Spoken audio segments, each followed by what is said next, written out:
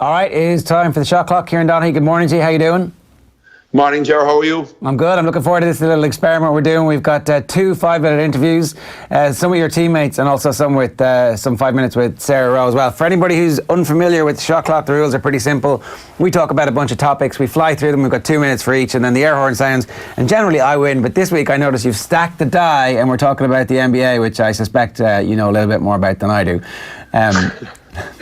We'll see. I like the way we were deciding who was going to talk about what, and you're like, oh yeah, I'm going to take the obvious one here. But anyway, of course I'm going to talk about the NBA first of all. That's an obvious. Okay, I know basketball here, Ger. I'm going to start by talking about David Clifford, because Clifford returned last week, and I was just thinking about this.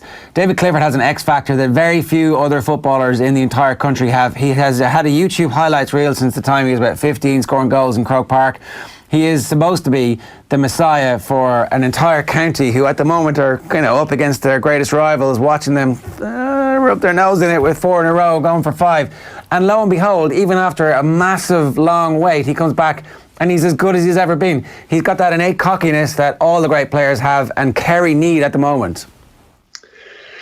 Yeah, innate cockiness. It's that kind of inner confidence a fella has, and he's just his own ability.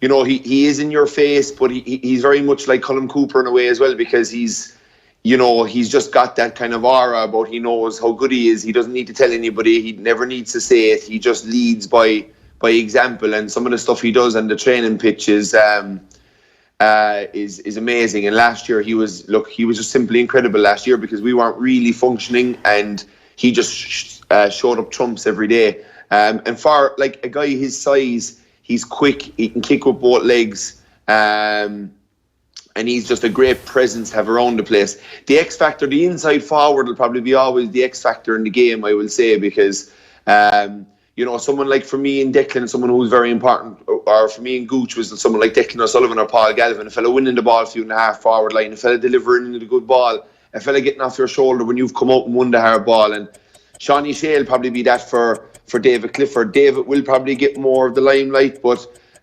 Shawnee Clifford is every bit as an X. Great to play with him last year. Oh. Was it great to play with him last year? Yeah, a massive joy to play with him. And look, we'd some tough days last year, but we'd some great days as well. And that little cameo that we had above in Clonus will stick with me for a while. Yeah, no harm. So we've obviously been talking a good bit about Joey Carby this week, and it's the inspiration for our next bit. Yeah, he's like, staying in Munster, I think it's great news. It's a great fit for Munster, and again, another 2 years out of him. I've seen him. We built the pitch below in Musgrave Park, and we saw him put 50 points up there one night, and it was my first time seeing him up close, kind of on the side of a pitch, and just his vision and his patterns of movement and his general leadership around the pitch was very exciting on the night. So he's going to be huge, and we're getting him for a bonus 2 years. Probably maybe some people were afraid that he was going to come down and go back up, and it got me even thinking that if there was, I know there's years, I even see a guy like Conor Cox now above playing with Roscommon.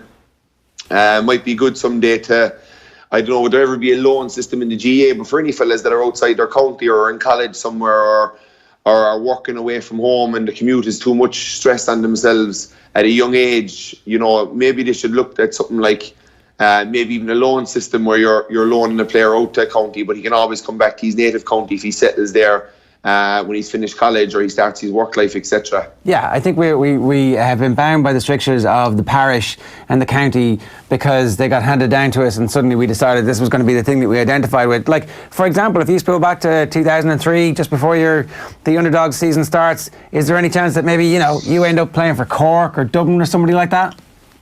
Yeah, well, it's hard to know really, because I was inside playing with underdogs with fellas from all over the country, and I was able to put on a jersey and go against Kerry. Now I know it was a kind of reality show, but really what we were is we were on show, and we had to play like that and play up to that standard. But I just think it's for young players who might struggle to get into a side, or just can't give it the commitment, or they want to give their actual college study a proper commitment and not worry about travelling over and back every week. maybe playing with a team for a year or two while they're in college to get them through. If they're not automatic starters on their main team, that is, obviously. But it could be something that could be looked into to make people's lives easier, that they can still play their football, but that they're not bound to one county forever, or that if they do play with somebody else that they're seen as, a traitor or whatever, it just might suit their life at that time. Yeah, we've seen it work with some of the lower tier hurling counties as well in recent seasons, and it hasn't been a complete disaster. Got to move on and talk about the NBA Player of the Year at the moment. There's two real contenders at the moment, and maybe a third one kind of sneaking in there from time to time. Giannis or Harden. You left me with making the case for Harden. The case here is that he's like a point-scoring machine, 61 points in a couple of games already, a bunch of 50 points, can knock off 40 in kind of everybody goes, oh, what's wrong with you? He only scored 40 points tonight. He's become a rate of scoring that you've almost never seen. He's already been an MVP and everybody thinks he's actually playing better than at that stage, so why the hell not? Yeah, it's a good point, but I disagree with you. It's Giannis for me, and I know we talked about it, but what Giannis is doing, they were a 7-seed team last year. Milwaukee barely made the playoffs, and this year he's just they're top. And a big thing that goes a Player of the Year, there's 82 games in the NBA, Ger, so they're taking it over all of them. And points is one thing, and I've always been able to affect basketball games without necessarily scoring points. So it's huge that that this guy is doing, he's rebounding, and when he finds a three-pointer, Jar, it's all over. If this fella starts shooting like Kevin Durant, it's just all over. He's a massive wingspan, he's 7 foot tall, but he's out there moving like he's a guard. And I just saw something in the Milwaukee, they were playing the Rockets there on Tuesday night or Monday night, and the way they defended Harden was they actually stood on his left side. He's a left-handed shooter. They stood on his left side and they stood behind him, so they forced him to drive and they took away his three-pointer, and he wasn't nearly effective. And I think I put up a tweet in the night going, Houston, we have a problem, because Houston, Harden, what he's known as, he gets you one-on-one, he gets you in an ISO out top of the key, and you can't live with him because he's just so good at going to the basket. He's got such a good pull-up game. They're getting away with travelling in the NBA every time. So for me, it's a bit easier defended than what Giannis can do. Much harder on a one-on-one, but I think a lot of teams have figured out what Milwaukee did the last day. It was mad the way they defended him, but probably the only way that they can do it. I'm going to give you that one. It looks like Giannis. It looks like Giannis is going to win. Is that right? Is that he's team are top of the East. He's booked the playoff spot. He's absolutely balling. They hammered the Rockets the other night, who'll be one of the best teams in the West. Who I actually fancy to win the West before the way I saw Milwaukee defending them the last night. It's going to cause problems. But it's all irrelevant, right? Because the Warriors are going to win anyway. They should, but you just never know. First time I've ever seen you sit in the fence. What's next? Next is Glenn Whelan. It's just I watched a good few Villa games this year. Conor Horan, who I talked to, small bits involved with them. John Terry is obviously an assistant manager there, but Glenn Whelan has been absolutely unbelievable in every game I've seen, and just how good it was to see him back out there last night. I don't know what went down under the last management, but it kind of came to me that he was going away, but because of his age. But like we say always on SHOTCLOCK, and we Kieran Fitzgerald, who was 38 on last week, stop trying to retire people, let people retire when they want. And Glenn Whelan put on another masterclass the last night in the middle of the park against Georgia, and I just thought it was great to see. Yeah, he also came out afterwards and gave this interview, really self-deprecating. The kind of Glenn Whelan we haven't really got to know. Have a look at this. I never retired. Obviously, like I said, I didn't know where I was going to stand. I didn't know whether it's just to be around the lads or no, but I'm pushing them. Shane Duffy was on the end of the wall. Was that something you'd worked on, that he was just going to peel off and maybe create that space? It's something that we did work on, but we don't want you telling everybody. Okay. Like I said, Shane, obviously he's a big lad, so obviously trying to block out the goalkeeper's view, and no big old man than Shane Duffy's probably got one of the biggest heads in Ireland, so now we block out most things. I made this point the other day that one of the most egregious sins that Eamon Dunphy has ever committed on an Irish sports person is giving out about that guy complaining that he had 2 Ferraris when he never had 2 Ferraris, and even if he did, he deserved them because he earned them.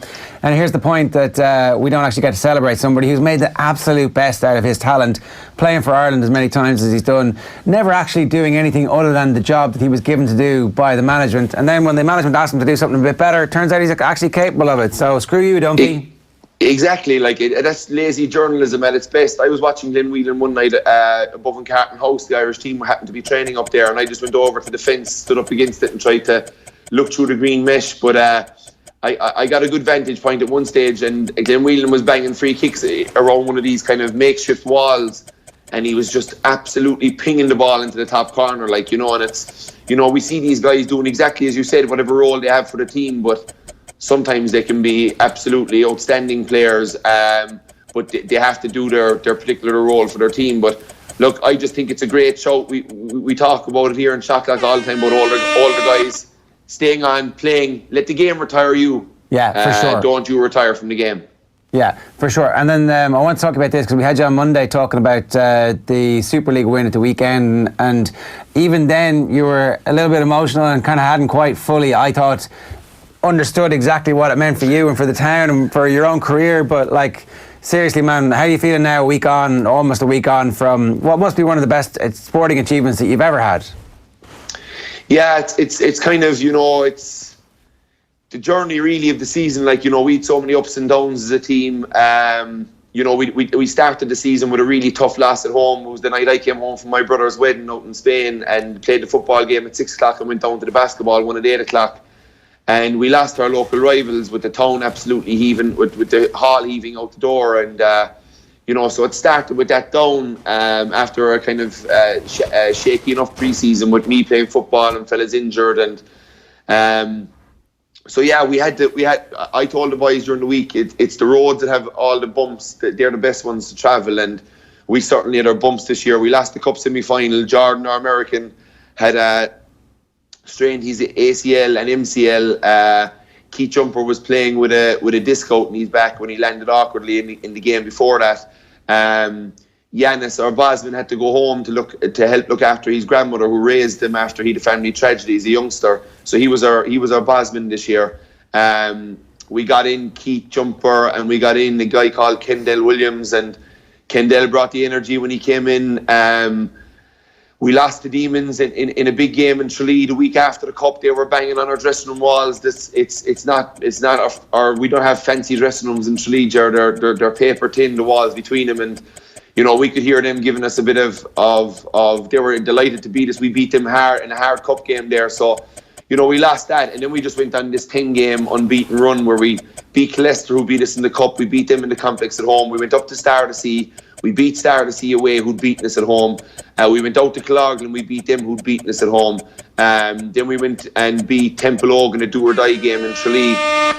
And then we went on and won, as I said, 10 in a row, including the last 2 against last year's champions, Marion at home. With Paul Dick being inspirational, playing on one ankle. Kendall Williams rolled his ankle above in my Cullen on Monday night. We played 4 games in 10 days. He rolled his ankle on Monday up there, so he was a huge loss to us going into the final weekend of games against last year's champions. Dusan Bogdanovic, our Bosman, was he damaged his knee badly in the first game above Marion after scoring 90 points after leading us in many ways in that game. And then you go down to Rapovitis, the young 17. We call him the silverback gorilla. He's got shoulders on him like you wouldn't believe, but he grabbed huge rebounds. He had a double-double last night in the complex as a 17-year-old in the biggest game in the club's history. Fergal O'Sullivan shooting threes, Darren O'Sullivan getting all the hustle plays. Darrow O'Hanlon had 2 big games, huge games at the start of the year when we needed it badly. So everybody played their part along the way, which is always the way to win it. And just the circumstances, the way we won it with 2 games back-to-back, and getting the trophy for my first time in Tralee and the first time for a lot of these fellas was something amazing, yeah. And we're going to hand over to you to talk to them in about 5 minutes time, 10 minutes time. That should be fun, believe you me, if I can get them all into my office. A takeover, yeah. Before we do that, we want to talk about one last topic before we get to Sarah Rowe as well. It's the league final this weekend. There's an opportunity for both sides here to either write this off as just an extra training game, a challenge match, or for it to become a hinge point for the rest of their season. And league finals have, in retrospect, certainly when the 2 big teams, or 2 of the big teams, properly play against each other, have a habit of becoming games that they look back at later on in the season and going, that was the moment where we really believed something was changing for us. Is that going to be the case with either this Mayo or Kerry team this weekend, do you think? I think so. I think it's a wonderful chance for both teams, because if you look at where both teams were last year, you know, it wasn't really a good year for them. Kerry were beaten in the Super 8s. We were badly beaten by Galway and Croke Park. Got a scrappy draw above Monaghan, and in the second half put on a show against Kildare that people kind of said, you know, this team are coming, they're ready to go, but it was too late at that stage. Unfortunately, it was out of our hands, and you look at Mayo losing in Newbridge to Kildare, stuttering in through Connacht. This is a big statement game for both teams, and they can come out here and put it on the line today. It's down in Croke Park. There'll be no excuses. The weather is good all week. It's a wonderful opportunity for both sets of players to kind of really say to the rest of the country, we're coming this year, and we're going to be hard to beat, and we're going to be a team that's going to be in your face, and it's going to have the players to hurt you. Yeah. And I think that's Kerry this weekend. Like, I got Kerry by 4 or 5 points. All right. I fancied Mayo going into Tralee because Mayo needed it more, and Kerry were getting non-stop patted on the back, and it was a bad night. And when it's a bad night and it's a dogfight like that, the hungrier team are going to come out on top, and that's what happened with Mayo inside in Tralee that night. But I fancy Kerry to have. They'll be like the horse getting out of the race, out of the back of the van in Cheltenham. They'll see the big stands, and they'll come ready to go. We'll see, because Aidan O'Rourke was on the show during the week, and he made the point that Kerry don't have the appetite for defence. They don't have the appetite to be that team in your face. What do you make of that? Yeah. Look, we do. We actually do, because I've seen Kerry work harder than they've ever worked. I've seen guys like Stephen O'Brien non-stop working this year. I've seen Darragh Moynihan work his socks off. Young Gavin O'Brien work his socks off. Paul Ganey, when ball wasn't going too great from Nassen Sachs Park against the Dubs, was flying around tackling guys. Kerry are up for it this year, and Kerry are tackling, so down with that sort of talk. Well, Aidan O'Rourke knows what he's talking about. He says the defensive structure isn't there, the system isn't there. We're going to see a little bit this weekend, so we'll have proper evidence to back it up with. Sarah Rowe, you're from Mayo. What do you think of this? I disagree strongly with that one. I reckon Mayo have I reckon they have a new look team this year, and I think they've been working really hard and under the radar, and I really tip them to win this weekend. Yeah, I mean, they were pretty comfortable against Kerry the last time. The most recent evidence suggests that Mayo are a little bit further ahead of Kerry at the moment. Yeah, absolutely, and I think they're really developing their youth, and I suppose a prime example is having Diarmuid O'Connor and Paddy Durkin as captain and vice. I think that's a real statement, and I really predict that they win by 3 points this weekend. There you go. This is why we have a marketplace. Midfield is going to be big. Midfield is going to be big with Jack Barry and without David Moran against that Aidan O'Shea in that Rowan partnership in the league game in Tralee. The two boys were very impressive that day for Mayo. So Kerry will have to come back with a big answer the next day with Jack Barry. I don't know. I'm not sure who will partner him, whether it'll be Mark Griffin. So that'll be an interesting one for me, I think, because that's a big sway in how the game goes. But I think if Kerry can break even in the middle of the field, they're winning this one. All right. Sorry, Sarah. They're obviously missing their superstar from last year. Yeah, I know. We're missing. I wouldn't do much now on Sunday, I'm afraid. But no, I think they'll be big. I just hope it's a good game. I think it's going to be a good game. She was talking about Darren O'Sullivan there, Kieran. Huh? She was talking about Darren O'Sullivan. I know, yeah. I know she was talking about Darren. Just Sarah, firstly, welcome to SHOTCLOCK. Thanks a million for coming on. Look, just how did you find Australia, I suppose? And I know how you find it, but you know, I know it's obviously going to be it must be a class experience, but you are a long way from home. How did you find it, and how highly would you recommend it to other young girls that are coming, you know, or women that want to go over and play at this professional level during this time of the year? Yeah, it was an unbelievable experience. I suppose you're 6 months away from home, and you need to know that you're going into a good club where you're going to be minded and kind of feel like that family feeling around you, because you are so far away from home.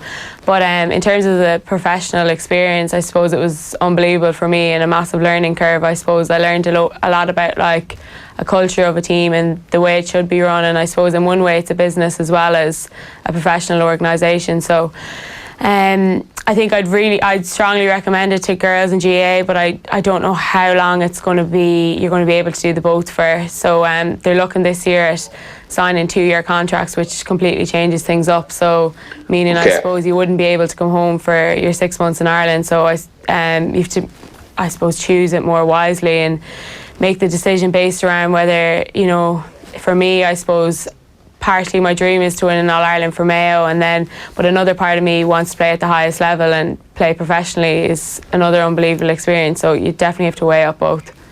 It's a sticky position coming back in. I always found coming back in, and you'll be kind of saying when I saw you were on the squad.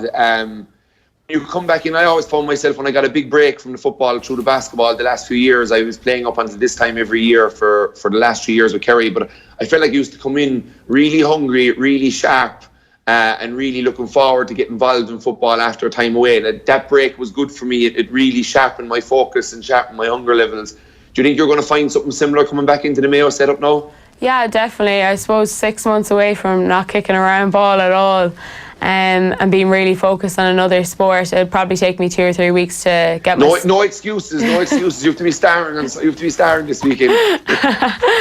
So I think definitely. Fitness levels and strength and conditioning wise, I should be well up to scratch on that. And over there, having someone constantly watching you and constantly pushing you made things a lot easier. But here, a lot of it comes down to what you do off the training field, and I think you have to be extremely self-motivated. But that's it. I'm really looking forward to getting back to the girls, and they've been working really hard this season. So looking forward to hopefully fitting into that team.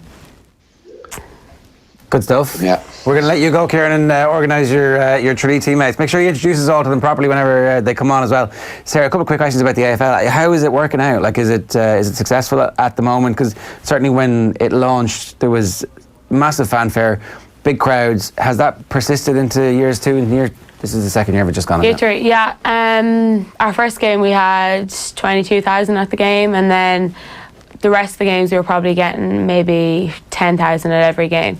And we played in Marvel Stadium, I think used to be the Etihad, so that was a really good experience. So you're getting about 10,000 to 20,000 at each game. That's a sustainable business, right? Yeah, it's good. Like, I suppose if you're getting it week in, week out, it's something I suppose you see over here, that you get it on the big day, All-Ireland final day, but semi-finals and quarter-finals, I suppose there needs to be a bit more work done there. Yeah, so in terms of actually heading out the whole year, the whole idea of a 2-year contract, you can see a lot of people taking that, especially early on in their careers.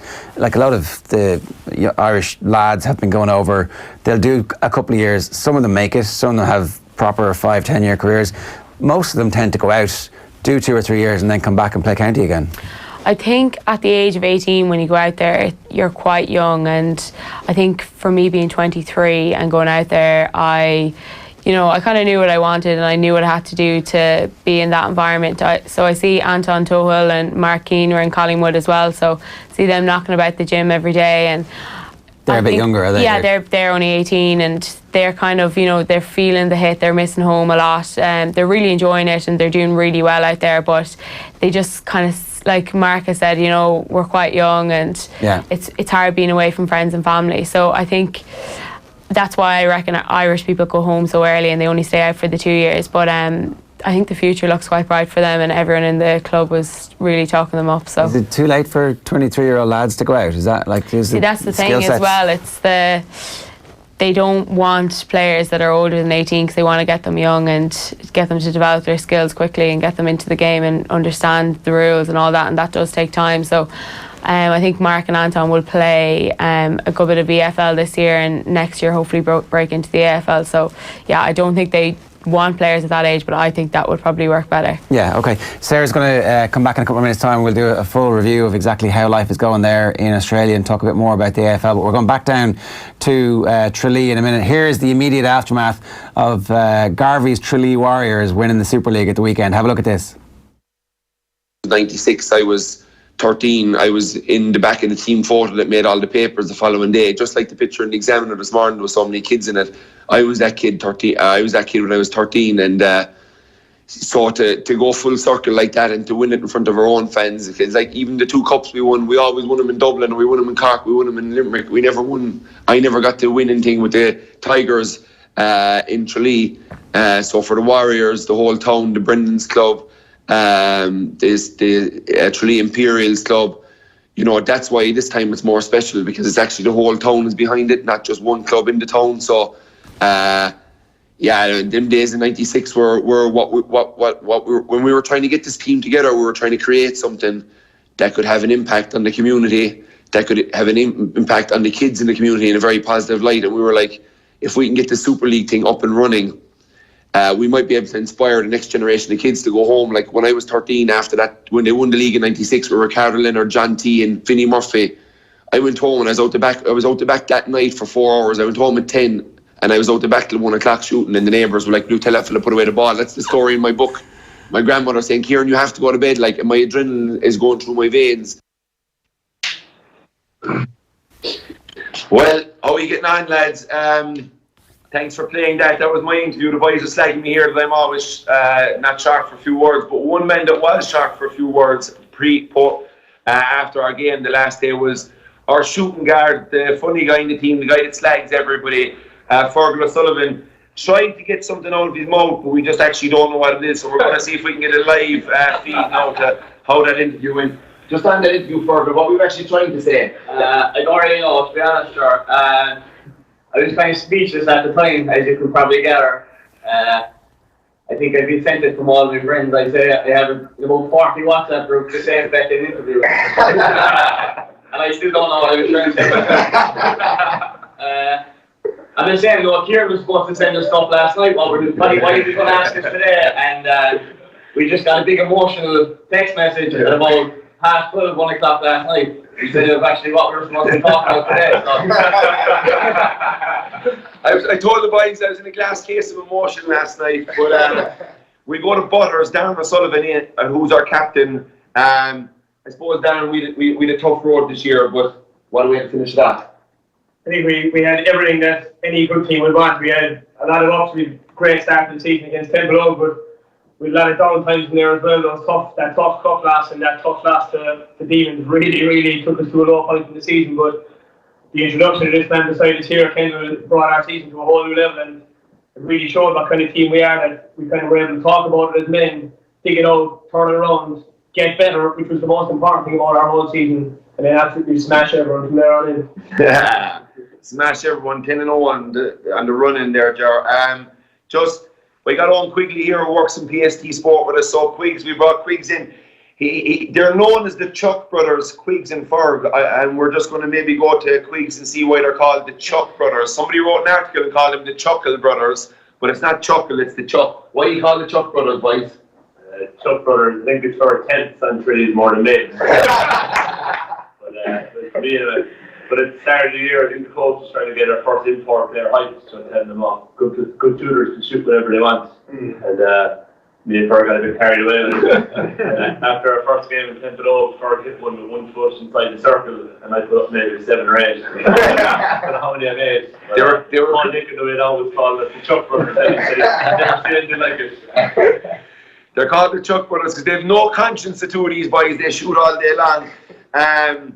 My man Kendall Williams in from Los Angeles. This guy re-energizes right here, Jar. He's just a talker, communicator, one of the best point guards in college basketball when he was there.